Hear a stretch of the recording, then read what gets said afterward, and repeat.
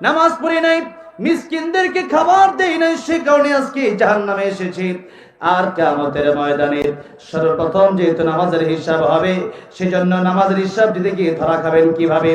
ওযু ছাড়া, ওযুবিহীন যেমন নামাজ হয় না, ঠিক তেমনি ভাবে কোরআন শরীফ যদি কারো শুদ্ধ হয়ে যায়, আরবি যদি কারো শুদ্ধ হয়ে যায়, সে ব্যক্তি নামাজটা শুদ্ধ হয় না। আর কিয়ামতের ময়দানে সর্বপ্রথম ওই ব্যক্তি নামাজের হিসাব দিতে গিয়ে ধরা খাবে। ওই জায়গায় তাকে জিজ্ঞাসা করা হবে, তুমি নামাজ পড়েছিলে সঠিক নিয়মে না বেঠিক নিয়মে? আপনাকে বলা হলো, এই যে 10 কাঠা জমি আছে বা 1 বিঘা জমি আছে, এই জমিতে আপনি কাজ করবেন, আপনি এই জায়গায় কাজ না করে অন্য জায়গায় আপনি কাজ করেছেন, মালিক আপনাকে বেতন দেবে। তাহলে সঠিকভাবে জায়গা মতো যেখানে বলা হয়েছে সেই জায়গায় সঠিক কাজটা আপনাকে করতে হবে।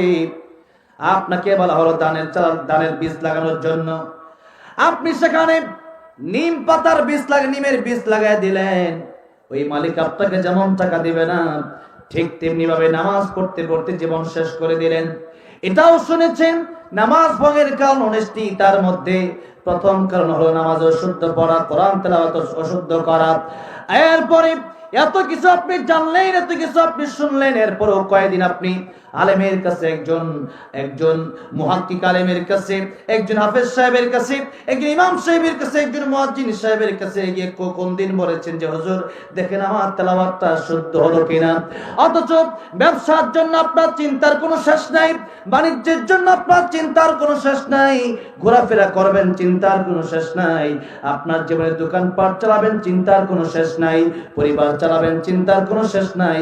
কিন্তু আল্লাহর কোরআন নিয়ে যদি আপনি চিন্তা না করেন, কিয়ামতের ময়দানে আফসোস করা লাগবে কি লাগবে না? নবী বলেছেন আল কোরআন হুজ্জাতুল লাকা ওয়া আলাইকা, কোরআন শরীফ তোমার পক্ষে চলে যাবে অথবা কিয়ামতের ময়দানে তোমার বিপক্ষে চলে যাবে।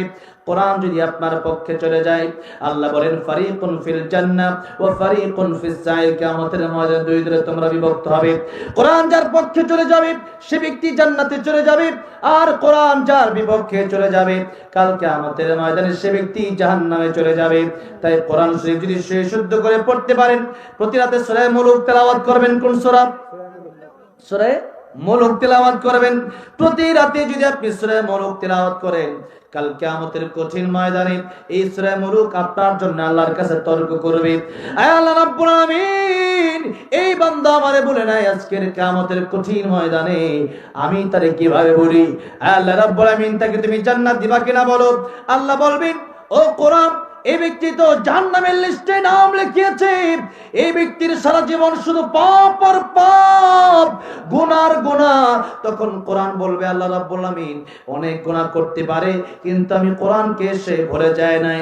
আজকের কিয়ামতের ময়দানে যদি তাকে জান্নাতে না যাও, আমি কোরআনকে তুমি অস্বীকার করো, আল্লাহ রাব্বুল আলামিন কিয়ামতের ময়দানে কোরআনের সুপারিশ মঞ্জুর করতে গিয়ে, কোরআনের সুপারিশ রাখতে গিয়ে বান্দাটাকে জান্নাতের মেহমান বানিয়ে দিবে।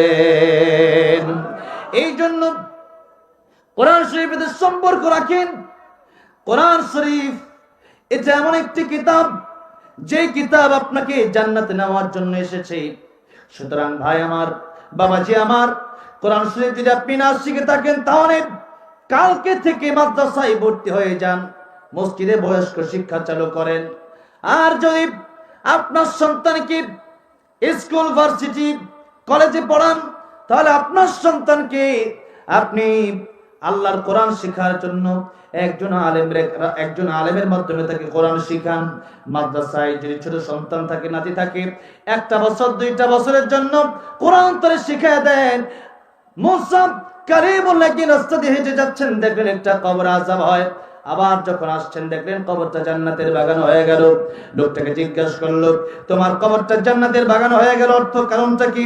একটু আগেই দেখলাম এই কবরে জাহান্নামের আগুন জ্বলছে।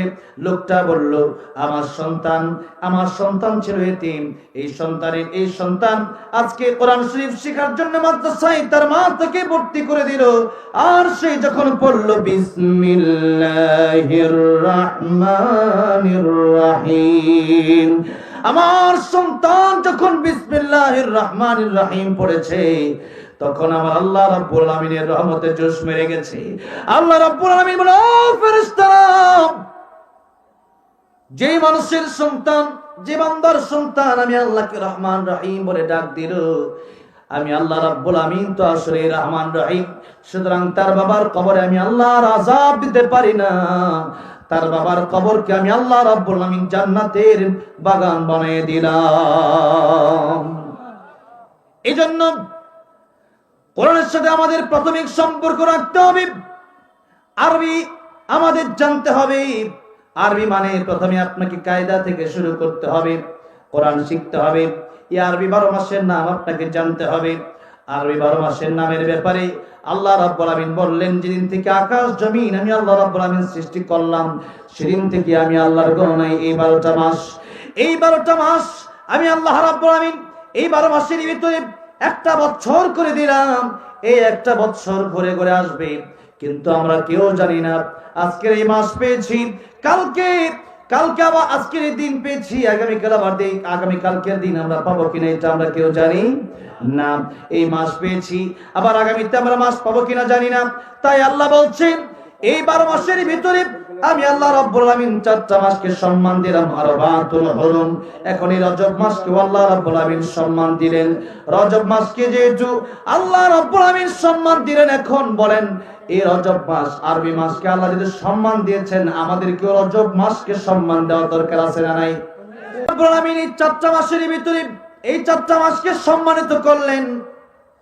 এই 4 মাস যখন চলে আসতো কাফের বেঈমানেরা তখন আল্লাহর কোরআনের আয়াত মানতে গিয়ে তৎকালীন 1500 বছর আগের কাফির বেঈমানেরা যখন এই আল্লাহর কোরআন আয়াত শুনলো যে এই মাসগুলোকে আল্লাহ সম্মান দিয়েছেন, তখন নিজেদের ভিতরে দ্বন্দ্ব থাকলে তারা এই দ্বন্দ্বটা এই মাসে কমপক্ষে করতো না। কেউ যদি একজন আরেকজনের সাথে কথা না বলতো, এই রজব মাস আসলে তারা কথা বলা শুরু করে দিত। যেহেতু আল্লাহ রাব্বুল আমিন রজব মাসকে সম্মানিত করেছেন, রজব যখন চলে আসে তখন রমজান মাস খুব কাছাকাছি। তাহলে এই মাস যখন চলে আসে রমজান মাসের ঘ্রাণ পাওয়া যায়। এই মাস অত্যন্ত গুরুত্বপূর্ণ মাস, যার কারণে আল্লাহ বললেন ফালা তাযলিমু ফীহিন্না আনফুসাকুম। এই মাস যখন চলে আসছে তোমরা গুনাহ ছেড়ে দাও, তোমরা এই মাসের সম্মান দাও। এখন রজব মাস যদি আপনি নাই জানেন রজব মাস আসছে, তাহলে আপনি সম্মান দিবেন কিভাবে? এই যে মাসটা চলতেছে, একটা হলো রজব, আরেকটা হলো জানুয়ারি, আরেকটা হলো মাঘ মাস, ঠিক না? এই যে পোস্টার লেখা আছে 6 মাঘ, আজকে মাঘ মাসের 6 তারিখ লেখা আছে না? এই মাস আর তারিখ নিয়ে কথা বলতেছি তো আজকে, এটা কোরআন শরীফের সূরা তাওবার আয়াত।